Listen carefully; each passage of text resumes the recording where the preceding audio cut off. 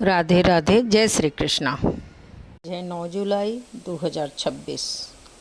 तिथि है कृष्ण नवमी, प्रातः 10 बजे तक। उसके पश्चात दशमी हो जाएगा। नक्षत्र है अश्विन नक्षत्र। 2 बजे तक फिर भरणी नक्षत्र हो जाएगा। सूर्योदय 5:51 पर लगभग 7:19 लगभग। मुहूर्त है 4:16 से 5:04 प्रातः। अभिजीत मुहूर्त होगा 11:55 से 12:47 बजे तक। विजय मुहूर्त होगा 2:32 से 3:25 PM पर। और अमृत काल है आज का 8:02 से 9:34 प्रातः। आज का राहु काल है 2:10 से 3:54 शाम को, मतलब PM में। और गुलिक काल है आपका 9:04 से 10:41 AM पर। तो आज का जप पाठ, भागवत श्रवण, ध्यान ब्रह्म मुहूर्त या प्रातःकाल 8:02 से 9:34 के बीच विशेष अनुकूल रहेगा। और कोई भी शुभ कार्य का या यात्रा आरंभ के लिए अभिजीत मुहूर्त रहेगा, जो 11:55 AM से लेकर 12:47 PM के लिए उपयुक्त है। और राहु काल जो 2:10 से 3:54 अपराह्न में है। और इस समय कोई भी शुभ काम का कार्य प्रारंभ न करें। आज है बृहस्पतिवार, कृष्ण पक्ष की बृहस्पतिवार है। आज तिथि है बृहस्पतिवार है। तो बृहस्पतिवार की व्रत कथा में बृहस्पतिवार की वृद्धि एवं कथा, इस दिन भगवान विष्णु भगवान बृहस्पति भगवान की पूजा होती है। और दिन में एक ही समय भोजन किया जाता है। अब भोजन भी पीले रंग का ही होना चाहिए। और पीले वस्त्र इस दिन धारण करना चाहिए। पीले पुष्पों को धारण करना चाहिए। भगवान को पीले पुष्पों को चढ़ाना चाहिए। भगवान को पीले वस्त्र अर्पित करना चाहिए। और भोजन में चने की दाल का ही भोजन होना चाहिए। भगवान को चने की दाल और गुड़ का भोग लगाना चाहिए। और जब भोजन जो भी करें उसमें एक ही समय भोजन करें और उसमें नमक नहीं लेना है। पीले रंग का पुष्प चढ़ाएं, चने की दाल, पीले कपड़े, पीले चंदन से हमें इस दिन बृहस्पति भगवान का पूजन करना चाहिए। पूजन हमें केले के वृक्ष में भगवान दीपक जलाकर पूजा करनी चाहिए। पूजन करने के पश्चात कथा सुननी चाहिए। और जो हम लोग पीतल के लोटे में जो जल जो रखते हैं, उस जल को हम केले के वृक्ष में पूजन के बाद चढ़ा देना है। केले के वृक्ष के नीचे पूजा वहाँ भी करना है, वहाँ भी दीपक जलाना है। और गुड़ चने की दाल का वहाँ भी भोग लगाना होता है। तो इस प्रकार पूजा करने से बृहस्पति भगवान बहुत प्रसन्न होते हैं तथा अन्न धन विद्या का लाभ होता है। यह व्रत तो सभी लोगों के लिए बहुत अच्छा होता है और बहुत ही फलदायी होता है, लेकिन खासकर स्त्रियां ये व्रत जरूर करती हैं। इस व्रत को करने से हमारे गुरु बृहस्पति जो होते हैं वो बहुत प्रसन्न होते हैं। और हमारे जो जीवन में बहुत सी बाधाएं जो आती हैं, वे बाधाएं शांत होती हैं और गुरु हमारे मजबूत होते हैं। और अन्न धन विद्या का लाभ होता है। तो स्त्रियों के लिए व्रत जो है बहुत आवश्यक है। और बहुत सी स्त्रियां हमेशा इस व्रत को करती ही नहीं हैं। और स्त्रियां ही नहीं बल्कि पुरुष भी इस व्रत को करते हैं। इस व्रत में केले का पूजन, केले के वृक्ष का पूजन होता है तथा इस दिन केले का भोग भी लगता है। इस दिन हमें केला नहीं खाना चाहिए। केले को जिसका इस व्रत को करने से बृहस्पति जिसके कमज़ोर होते हैं धीरे धीरे मजबूत हो जाते हैं। इस दिन चने की दाल गुड़ को दान करना चाहिए। और खासकर गाय को चने की दाल और गुड़ को, चने की दाल को पानी में भिगो दीजिए और उसमें गुड़ डाल दीजिए और गाय को खिलाइए। इस क्रिया को करने से बहुत सी परेशानियां जीवन की दूर हो जाती है। साथ ही अगर हमें गाय को हम नहीं खिला सकते हैं इसे, तो कम से कम चने की दाल को या केले को का दान हमें किसी मंदिर में जाके कर देना चाहिए। इससे हमें बहुत ही लाभ प्राप्त होता है। तो आइए हम चलते हैं बृहस्पतिवार के व्रत की कथा में। इसके साथ साथ हमें अगर बृहस्पतिवार के व्रत के कथा में बृहस्पति भगवान का तो कथा करनी ही चाहिए। और साथ साथ विष्णु सहस्त्र नाम का भी पाठ हमें करना चाहिए। विष्णु सहस्त्र नाम का पाठ करने से बहुत ही उत्तम फल की प्राप्ति होती है। और कहा जाता है जिस घर में तुलसी नहीं उपजती हैं, नहीं बचती हैं, अगर वहाँ विष्णु सहस्त्र नाम का पाठ कर दिया जाए तो अपने आप जो तुलसी माता हैं उपजने लगती हैं और बहुत हरी भरी होती हैं और सुख समृद्धि जीवन में धीरे धीरे आने लगता है। विष्णु सहस्त्र नाम के बारे में तो इतनी मान्यता है कि जिस घर में विष्णु सहस्त्र नाम का पाठ होता है जीवन के बहुत सारे कष्ट दूर होते हैं, ये निश्चित ही है। तो आइए आज के बृहस्पतिवार के व्रत की कथा में हम लोग चलते हैं। बोलिए बृहस्पति भगवान की जय, बोलिए विष्णु भगवान की जय।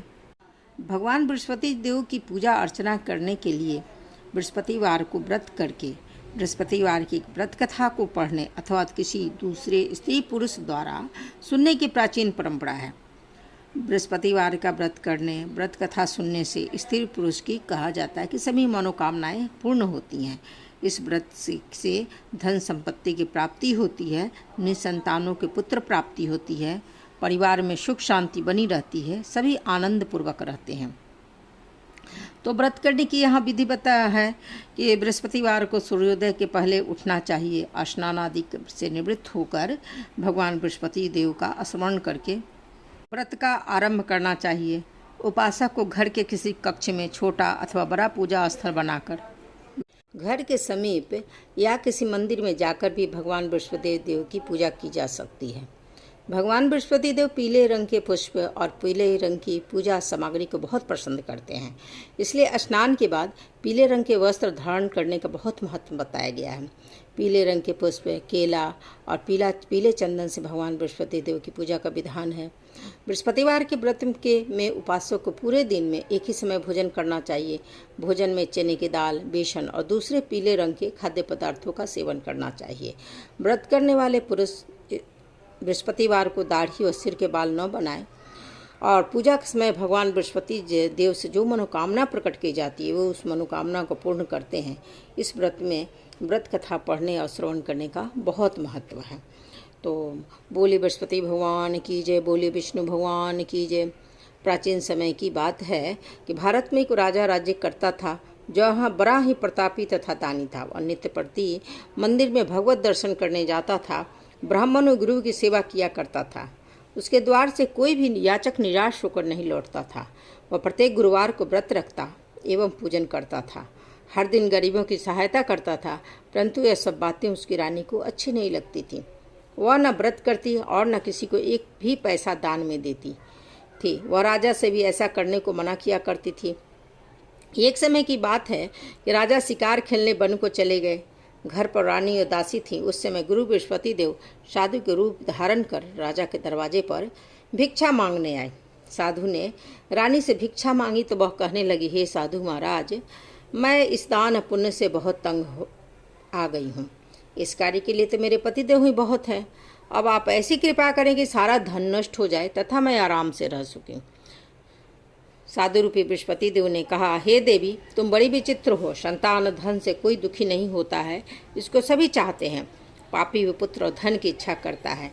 अगर तुम्हारे पास धन अधिक है तो भूखे मनुष्यों को भोजन कराओ, प्याऊ लगवाओ, ब्राह्मणों को दान दो, धर्मशाला बनवाओ, कुआं, तालाब, बावड़ी, बाग, बगीचे आदि का निर्माण करवाओ और निर्धनों की कुंवारी कन्याओं का विवाह कराओ, साथ ही यज्ञ आदि करो। इस प्रकार के कर्मों से आपका कुल का और आपका नाम परलोक में सार्थक होगा एवं स्वर्ग की प्राप्ति होगी। अगर तुम्हारे पास धन अधिक है तो भूखे मनुष्य को भोजन कराओ, प्याऊ लगवाओ, ब्राह्मणों को दान दो, धर्मशाला बनवाओ, कुआं, तालाब, बावड़ी, बाग, बगीचे आदि का निर्माण कराओ और निर्धनों की कुंवारी कन्याओं का विवाह कराओ, साथ ही यज्ञ आदि करो। इस प्रकार के कर्मों से आपके कुल का और आपका नाम परलोक में सार्थक होगा एवं स्वर्ग की प्राप्ति होगी। परंतु रानी साधु की इन बातों से खुश नहीं हुई। उसने कहा, हे साधु महाराज, मुझे ऐसे धन की आवश्यकता नहीं जिसको लोगों को दान दूँ तथा जिसको रखने और संभालने में ही मेरा सारा समय नष्ट हो जाए। साधु ने कहा, हे देवी, यदि तुम्हारी ऐसी ही इच्छा है तो मैं जैसा बताता हूँ तुम वैसा ही करना। बृहस्पतिवार के दिन घर को गोबर से लिपना, अपने केशों को पीली मिट्टी से धोना, केशों को धोते समय स्नान करना, ऐसे कहना वह हजामत करवाए, भोजन में मांस मदिरा खाना, कपड़ा धोबी के यहाँ धुलने देना। इस प्रकार 7 बृहस्पतिवार करने से तुम्हारा धन नष्ट हो जाएगा। और विशेष बात यह कि पूरे घर को धोना। यह कहकर साधु महाराज रूपी बृहस्पति देव वहाँ से अंतर्ध्यान हो गए। रानी ने साधु के कहने के अनुसार 7 बृहस्पतिवार तक वैसा ही करने का विचार किया। साधु के बताए अनुसार कार्य करते हुए केवल 3 बृहस्पतिवार ही बीते थे कि उसकी समस्त धन संपत्ति नष्ट हो गई। भोजन के लिए दोनों समय परिवार तरसने लगा तथा सांसारिक भोगों से दुखी रहने लगा। तब राजा रानी से कहने लगा, हे रानी, तुम यहाँ पर रहो, मैं दूसरे देश को जाता हूँ, क्योंकि यहाँ पर मुझे सभी मनुष्य जानते हैं, इसलिए मैं कोई काम नहीं कर सकता। मैं अब परदेश जा रहा हूँ, वहाँ कोई काम धंधा करूँगा, शायद हमारे भाग्य बदल जाए। ऐसा कहकर राजा परदेश चला गया। वह वहाँ जंगल से लकड़ी काट कर लाता, शहरें बेचता, इस तरह जीवन व्यतीत करने लगा। इधर राजा के बिना रानी और दासियां दुखी रहने लगी। किसी दिन भोजन मिलता, किसी दिन जल पीकर रह जाती। एक समय रानी और दासियों को 7 दिन बिना भोजन के व्यतीत करना पड़ा। ने अपनी दासी से कहा, हे दासी, यहाँ पास ही के नगर में मेरी बहन रहती है, वो बड़ी धनवान है, तू उसके पास जा, वहाँ से 5 सिर बेछड़ मांग कर लिया, जिससे कुछ समय गुजर हो जाएगा। दासी रानी की बहन के पास गई। रानी की बहन उस समय पूजा कर रही थी। बृहस्पतिवार का दिन था। दासी ने रानी की बहन से कहा, हे रानी, मुझे आपकी बहन ने भेजा है, मुझे 5 सिर बेझड़ दे दो। दासी ने यह बात अनेक बार कही, परंतु रानी की बहन ने कोई उत्तर न दिया, क्योंकि वह उस समय बृहस्पतिवार की कथा सुन रही थी। जब दासी को रानी की बहन से कोई उत्तर नहीं मिला तो बहुत दुखी हुई, उसे क्रोध भी आया। वह लौटकर रानी से बोली, हे रानी, आपकी बहन तो बहुत घमंडी है, वह छोटे लोगों से बात भी नहीं करती। मैंने उससे कहा तो उसने कोई उत्तर न दिया, मैं वापस चली आई। रानी बोली, हे दासी, उसमें उसका कोई दोष नहीं है। जब बुरे दिन आते हैं तब कोई सहारा नहीं देता। अच्छे बुरे का पता विपत्ति में ही लगता है। जो ईश्वर की इच्छा होगी वही होगा। यह सब हमारे भाग्य का दोष है। उधर रानी की बहन ने सोचा कि मेरी बहन की दासी आई थी, परंतु मैं उससे नहीं बोली, इससे वह बहुत दुखी हुई होगी। अतः कथा सुन विष्णु भगवान का पूजन समाप्त करके वह अपनी बहन के घर आई और कहने लगी, हे बहन, मैं बृहस्पतिवार का व्रत कर रही थी, तुम्हारी दासी हमारे घर गई थी, परंतु जब तक कथा होती है तब तक हम लोग न उठते हैं न बोलते हैं, इसलिए मैं नहीं बोली। कहो दासी क्यों गई थी? रानी बोली, बहन, हमारे घर अनाज नहीं था, वैसे तुमसे कोई बात छिपी नहीं है, इस कारण मैंने दासी को तुम्हारे पास 5 सेर बेचड़ लेने के लिए भेजा था। रानी की बहन बोली, बहन देखो, बृहस्पति भगवान सबकी मनोकामना पूर्ण करते हैं, देखो शायद तुम्हारे घर में अनाज रखा हो। यह सुनकर दासी घर के अंदर गई तो उसे वहाँ पर एक घड़ा बेझर का भरा हुआ मिर्ची को बड़ी हैरानी हुई, क्योंकि उसने एक एक बर्तन देख लिया था। उसने बाहर आकर रानी को बताया और दासी अपनी रानी से बोली, हे रानी, देखो, वैसे हमको जब अन्न नहीं मिलता तो हम तो रोज़ ही व्रत करते हैं, अगर इनसे व्रत की विधि पूछ ली जाए और कथा पूछ ली जाए तो उसे हम भी उस व्रत की विधि और कथा के अनुसार उस व्रत को किया करेंगे। दासी ने जब इस प्रकार कहा तो रानी ने अपनी बहन से बृहस्पतिवार के व्रत के बारे में पूछा, तो उसकी बहन ने बताया कि इसमें कोई बड़ी समस्या नहीं है। हे रानी बहन, बृहस्पतिवार को सूर्योदय से पूर्व उठना चाहिए, स्नान करना चाहिए, बृहस्पतिवार का व्रत करना चाहिए, लेकिन उस दिन सिर नहीं धोना चाहिए, घर को नहीं धोना चाहिए, और बृहस्पतिवार के व्रत में चने की दाल, अमनका से विष्णु भगवान का, केले के वृक्ष की जड़ में पूजन करना चाहिए, दीपक जलाना चाहिए, और एक लोटे में गुड़ और चने की दाल डालना चाहिए, पीले फूल डालना चाहिए विष्णु भगवान का, उसमें आवाहन करना चाहिए, और भोजन पीले खाद्य पदार्थ का करना चाहिए और कथा सुने। इस प्रकार करने से गुरु भगवान बहुत प्रसन्न होते हैं, अन्नपुत्र धन देते हैं, मनोकामना पूर्ण करते हैं। व्रत और पूजन की विधि इस प्रकार रानी की बहन ने बताई और उसके बाद वो अपने घर चली गई। रानी और दासी दोनों ने निश्चय किया, बृहस्पति देव भगवान का पूजन हम जरूर करेंगे। 7 दिन के बाद जब बृहस्पतिवार आया तो उन्होंने व्रत रखा। घुड़साल में वे गईं और चना गुड़ ले आईं और उसे धोकर उसी दाल से केले की जड़ में उन्होंने विष्णु भगवान का पूजन किया और एक लोटे में चना गुड़ डालकर स्थापित किया और उन्होंने वहाँ पर केले की जड़ में उन्होंने इस प्रकार पूजन किया। अब उन्होंने पूजन तो कर लिया, अब पीला भोजन कहाँ से आए? दोनों बड़ी दुखी हुई, क्यों? परंतु उन्होंने व्रत किया था, इस कारण भगवान सबका ध्यान देते हैं। तो बृहस्पति भगवान बहुत प्रसन्न हुए। तो उन्होंने एक साधारण व्यक्ति के रूप में 1-2 थालों में उन्होंने सुंदर पीला भोजन लिया और दासी को दिया। बोले कि दासी, यह भोजन तुम्हारी और रानी के लिए है, तुम दोनों इस भोजन को करना। दासी ने जब भोजन पाया तो बहुत खुश हुई और रानी के पास आई, ये बोली, रानी जी भोजन कर लो। रानी को भोजन आने के बारे में कुछ भी पता नहीं था, तो उसे लगा कि रानी उससे मजाक कर रही है, तो दासी से बोली, जा तू ही भोजन कर, क्यों तुम्हारी व्यर्थ में हंसी उड़ाती है। दासी बोली, एक व्यक्ति भोजन दे गया है। रानी कहने लगी, वो भोजन तेरे लिए तेरे दे गया है तो तू ही भोजन कर ले। दासी ने कहा तब कि वह व्यक्ति हम दोनों को 2 थालों में भोजन दे गया है, इसलिए मैं और आप दोनों ही साथ साथ भोजन करेंगे। दोनों ने गुरु भगवान को नमस्कार कर भोजन प्रारंभ किया। इसके बाद से वे प्रत्येक बृहस्पतिवार को गुरु भगवान का व्रत करती और पूजन करने लगी। तो बृहस्पति भगवान की कृपा से उनके पास धन हो गया, परंतु रानी फिर पहले की तरह से आलस्य करने लगी। जिस आलस्य के कारण बृहस्पति भगवान ने उसका सारा धन संपत्ति छीन लिया था, फिर उसी आलस्य को रानी करने लगी। जब दासी ने ये देखा तो रानी से बोली, रानी तुम पहले भी इस प्रकार से आलस्य करती थी, तुम धन रखने बड़ा ही कष्ट होता था, इस कारण सभी धन नष्ट हो गया। अब गुरु भगवान की कृपा से धन मिला है तो फिर तुम्हें आलस्य होता है। बड़ी मुसीबतों के बाद हमने यह धन पाया, इसलिए हमें दान पुण्य करना चाहिए। तुम भूखे मनुष्य को भोजन कराओ, प्याऊ लगवाओ, ब्राह्मणों को दान दो, कुआं तालाब बावड़ी आदि का निर्माण कराओ, मंदिर पाठशाला बनवा कर दान दो, कुंवारी कन्याओं का विवाह करवाओ। धन को शुभ कार्यों में खर्च करो, जिससे तुम्हारे का कुल का यश बढ़े और स्वर्ग को प्राप्त हो, पितृ भी प्रसन्न हो। दासी की बात मानकर रानी ने इसी प्रकार से सभी कर्म करने प्रारंभ किए, जिससे उसका काफी यश फैला। एक दिन रानी और दासी आपस में विचार करने लगी कि न जाने राजा किस दशा में हो गए, उनकी कोई खोज खबर नहीं है। गुरु भगवान से उन्हें प्रार्थना की और भगवान ने रात्रि में राजा को सपने में कहा, हे राजा, उठ, तेरी रानी तुझको याद करती है, अब अपने देश को लौट जा। राजा प्रातःकाल उठकर जंगल से लकड़ियां काट कर लाने के लिए जंगल की ओर चल पड़ा। जंगल से गुजरते हुए सोचने लगा कि रानी की गलती से उसे बहुत दुख भोगने पड़े। राजपाट छोड़कर जंगल में आकर रहना पड़ा, जंगल से लकड़ियां काट कर उन्हें बेचकर गुजारा करना पड़ा। इस तरह उस समय उस जंगल में जब वह सोच रहा था तो बृहस्पति देव एक साधु का रूप धारण करके राजा के पास आए और बोले, हे लखारे, तुम इस संसार जंगल में किस चिंता में बैठे हो, मुझे बताओ। जब प्रभु आप सब कुछ जानने वाले हो, इतना कहकर राजा ने अपनी शादी की सारी कहानी सुनाई। महात्मा तो दयालु होते ही हैं। वे राजा से बोले, हे राजा, तुम पर पत्नी ने बृहस्पति देव के प्रति अपराध किया था, जिसके कारण तुम्हारी यह दशा हुई। अब तुम किसी प्रकार का चिंता मत करो, भगवान तुम्हें पहले से अधिक धन देंगे। देखो, तुम्हारी पत्नी ने बृहस्पतिवार का व्रत करना तो प्रारंभ ही कर दिया है, और तुम भी बृहस्पतिवार का व्रत करो और चने की दाल और गुड़ जल को लोटे में डालो और केले के पूजन करो, फिर कथा कहो या सुनो, भगवान तुम्हारी सब कामनाओं को पूर्ण करेंगे। शादी का प्रश्न देखकर राजा बोला, हे प्रभु, मुझे लकड़ी बेचकर इतना पैसा भी नहीं बचता जिससे भोजन करने के उपरांत मैं कुछ बचा सकूं। मैंने रात्रि में अपनी रानी को व्याकुल देखा है, मेरे पास कोई साधन नहीं जिससे समाचार जान सकूं। मैं बृहस्पति देव की क्या कहानी कहूँ, मुझको तो कुछ भी मालूम नहीं है। साधु ने कहा, हे राजा, तुम किसी बात की चिंता मत करो, बृहस्पतिवार के दिन तुम रोजाना की तरह लकड़ियाँ लेकर शहर में जाओ, तुम्हें रोज से दुगना धन प्राप्त होगा, जिससे तुम भली भांति भोजन कर लोगे तथा बृहस्पति देव की पूजा का सामान भी आ जाएगा। तो बृहस्पतिवार की कथा कहानी भी इस प्रकार से है। बोले बृहस्पति भगवान की जय।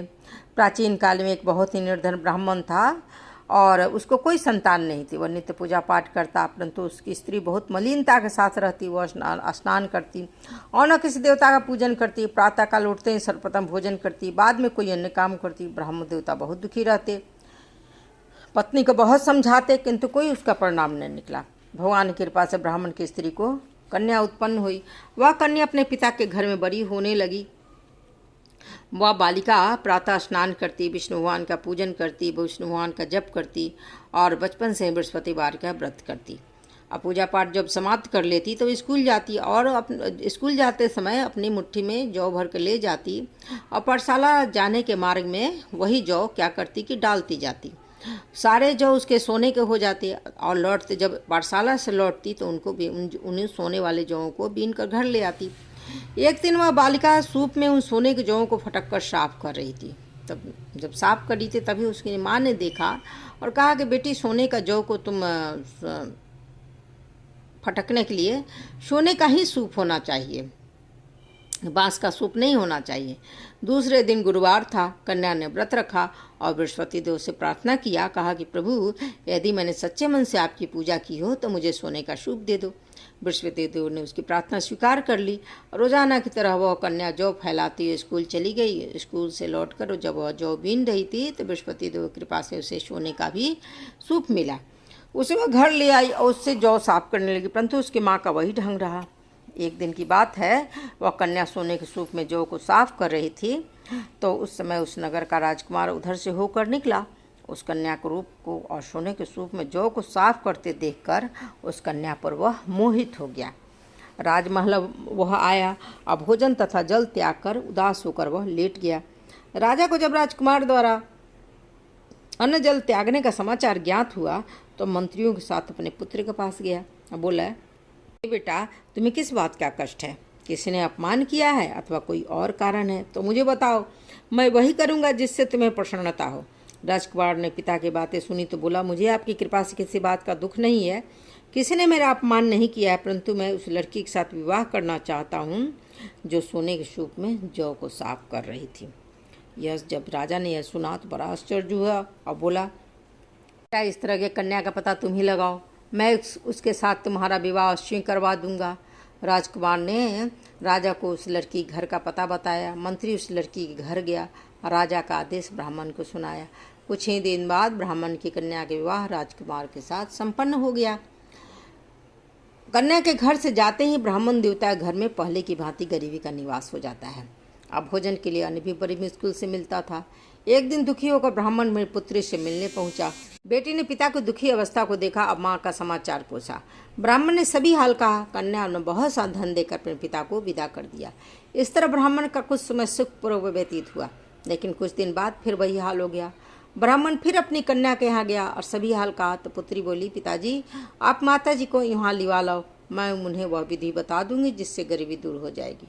ब्राह्मण देवता अपनी स्त्री को साथ लेकर पुत्री के पास राजमहल पहुंचे तो पुत्री अपनी माँ को समझाई, हे माँ, तुम प्रातःकाल उठकर प्रथम स्नान आदि करके विष्णु भगवान का पूजन करो तो सब दरिद्रता दूर हो जाएगी। परंतु उसकी माँ ने उसकी एक बात नहीं मानी। वो प्रातःकाल उठकर पुनः अपनी पुत्री का बचा जूठन वह खा लेती थी। एक दिन उसकी पुत्री को बहुत गुस्सा आया। उसने एक रात कोठरी से सारा सामान निकाल दिया और क्या किया कि उसने अपनी माँ को बंद कर दिया। प्रातःकाल उसमें से निकाला और स्नान आदि कराया और फिर उसे पूजा पाठ कराया तो माँ की बुद्धि क्या है कि ठीक हो गई। उसके बाद से उसकी माँ भी नियम से पूजा पाठ करने लगी और प्रत्येक बृहस्पतिवार का व्रत रखने लगी। इस व्रत के प्रभाव से उसकी माँ भी बहुत धनवान हो गई और बृहस्पति देवता के प्रभाव से वह स्वर्ग हो गई। वह ब्राह्मण भी सुखपूर्वक इस लोक का सुख भोगकर स्वर्ग को प्राप्त होता है। इस तरह कहानी के साधु महाराज उस राजा को सुनाकर वहाँ से अलोप हो गए। धीरे धीरे समय व्यतीत होता है। फिर बृहस्पतिवार का दिन आ गया। राजा जंगल से लकड़ी काट कर लाया और दूसरे शहर में बेचने गया। जैसा कि साधु महाराज ने कहा था, उसे उस दिन और दिनों से अधिक धन मिला। राजा ने चना गुड़ आदि लाकर बृहस्पतिवार का व्रत किया। उस दिन से उसके सभी क्लेश दूर हो जाते हैं। परंतु जब अगला गुरुवार का दिन आया तो बृहस्पतिवार का व्रत करना राजा भूल जाता है। इस कारण बृहस्पति भगवान बहुत नाराज हो गए। उस दिन उस नगर के राजा ने विशाल यज्ञ का आयोजन किया और अपने समस्त राज्य में घोषणा करवा दी कि कोई भी मनुष्य अपने घर भोजन न बनाए, आग भी न जलाए, समस्त लोग मेरे यहाँ भोजन करने आए। इस आज्ञा को जो न मानेगा उसको क्या है, फांसी की सजा दी जाएगी। राजा की आज्ञा अनुसार राज्य के सभी वासी राजा के भोज में सम्मिलित हुए, लेकिन वो लकहारा क्या है, बहुत कुछ देर से पहुंचता है। इसलिए राजा उसको अपने साथ महल में ले गए। जब राजा लकहारे को भोजन करा रहे थे कि रानी की दृष्टि खूंटी पर पड़ी जिस पर उसका हार लटका हुआ था। उसे हार खूंटी पर लटका हुआ दिखाई नहीं तो रानी को निश्चय होता है कि मेरा हार इस लकहारे ने चुरा लिया है। उस समय रानी सैनिक बुलवाती हैं और उसको जेल में डलवा देती हैं। जब लकहारा जेल में गया तो बहुत दुखी हुआ और विचार करने लगा कि न जाने कौन से पूर्वजन्म के मैंने कर्म किए थे, मुझे यह दुख प्राप्त हुआ। और उसी साधु को याद करने लगा जो जंगल में मिला था। तत्काल बृहस्पति देव साधु के रूप में वहाँ प्रकट हो गए और उसकी दशा देखकर कहने लगे, मूर्खे, तूने बृहस्पति देव की कथा नहीं की, इस कारण तुझे दुख प्राप्त हुआ है। अब चिंता मत कर, बृहस्पतिवार के दिन जेलखाने के दरवाजे पर 4 पैसे पड़े मिलेंगे। तू बृहस्पति देव की पूजा करना तो तेरे सभी कष्ट दूर हो जाएंगे। अगले बृहस्पतिवार उसे जेल के दरवाजे पर 4 पैसे पड़े मिले। पूजा का सामान मंगवाकर कथा कही और बृहस्पति भगवान का प्रसाद बांटा। उसी रात्रि को बृहस्पति देव ने उस नगर के राजा को स्वप्न में कहा, हे राजा, तुमने जिस आदमी को जेलखाने में बंद कर दिया है वह निर्दोष है, वह राजा है, उसे छोड़ देना। रानी का हार उसी खूंटी पर लटका हुआ है। अगर तू ऐसा नहीं करेगा तो मैं तेरे राज्य को नष्ट कर दूंगा। राजा प्रातःकाल उठा और खूंटी पर हाथ टंगा देखकर लखारे को बुलाकर क्षमा मांगी और राजा के एक सुंदर वस्त्र आभूषण भेंट कर उसे विदा किया।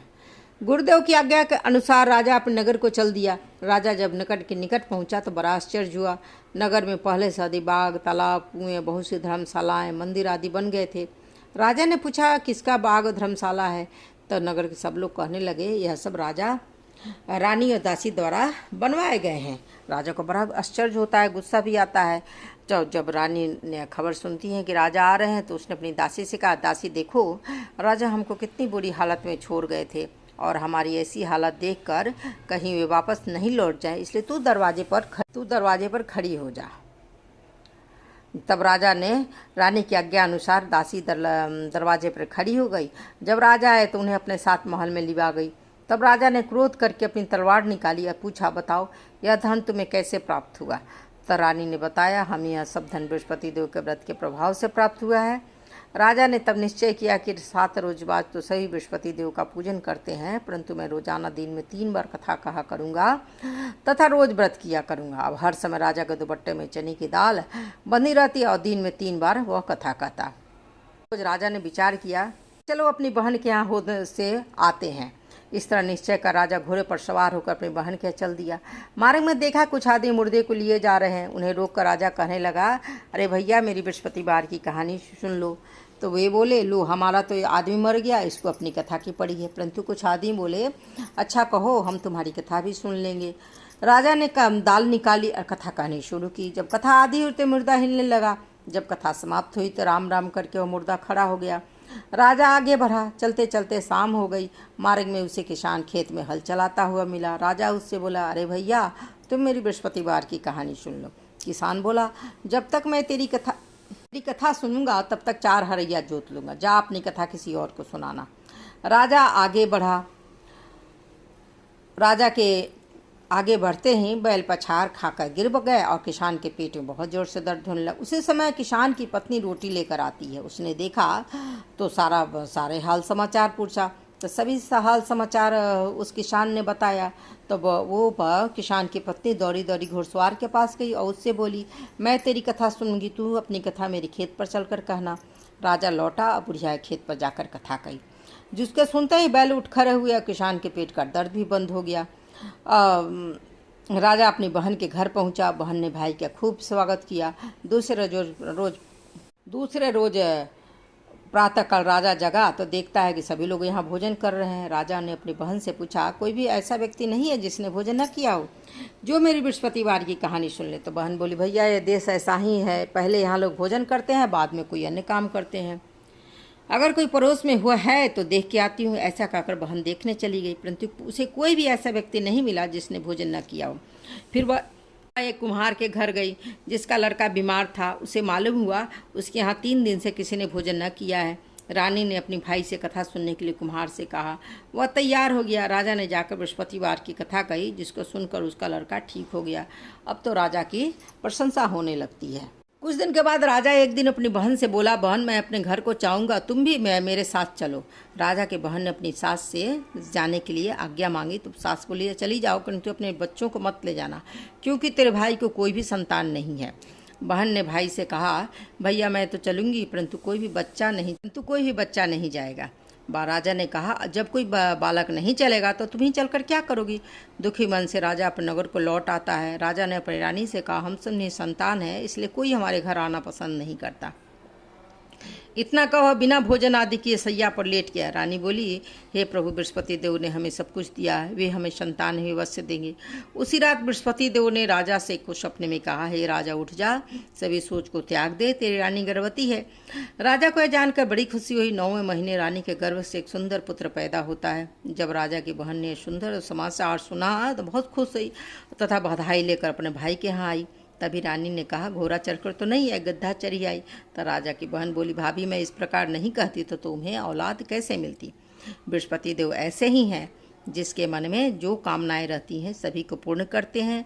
जो सद्भावना पूर्वक बृहस्पति देव वार का व्रत करता है, कथा पढ़ता है अथवा सुनता है और दूसरों को सुनाता है, बृहस्पति देव उसके सभी मनोकामनाओं को पूर्ण करते हैं।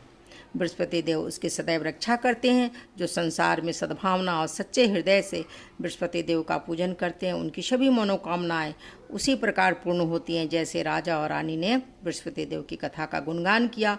उनकी सभी इच्छाएं बृहस्पति देव ने पूर्ण की। मनुष्य के हृदय से उनका मनन करते हुए जय जयकार बोलना चाहिए। बोलिए बृहस्पति भगवान की जय, बोलिए विष्णु भगवान की जय। अब आइए भगवान की आरती करते हैं। छिन छिन भोग लगाऊं, छिन छिन भोग लगाऊं, कदली फल मीवाऊं, जय बृहस्पति देवा।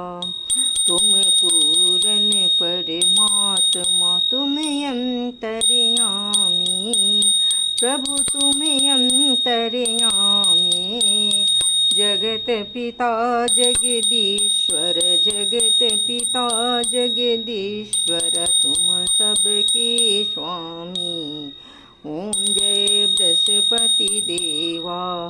चरणामृत निज निर्मल, सब पातक हरिता, सकल मनोरथ दायक, कृपा करो भरता। ओम जय बृहस्पति देवा। मन धन अर्पण कर जो जन शरण पड़े, प्रभु जो जन शरण पड़े, प्रभु प्रकट तब हो कर, स्वामी प्रकट तब हो कर, आकर द्वार खड़े। ओम जय बृहस्पति देवा। दीन दयाल दयानिधि, भक्तन हितकारी, प्रभु भक्तन हितकारी। पाप दोष सब हरिता, पाप दोष सब हरिता, भवबंधन हारी। ओम जय बृहस्पति देवा।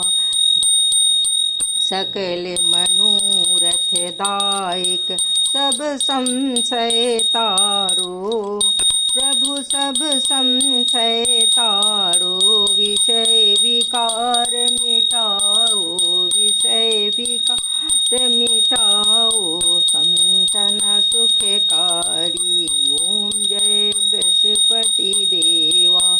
जो कोई आरती तेरी प्रेम सहित गावे, प्रभु प्रेम सहित गावे। ज्येष्ठानंद आनंद कर निश्चय फल पावे। ओम जय बृहस्पति देवा। ओम जय बृहस्पति देवा। प्रभु जय बृहस्पति देवा। छिन छिन भोग लगाऊं, छिन छिन भोग लगाऊं, कदली फल मीवाऊं, जय बृहस्पति देवा। बोलिए बृहस्पति भगवान की जय, बोलिए विष्णु भगवान की जय। अच्छा लगे तो लाइक करें, सब्सक्राइब करें, शेयर करें।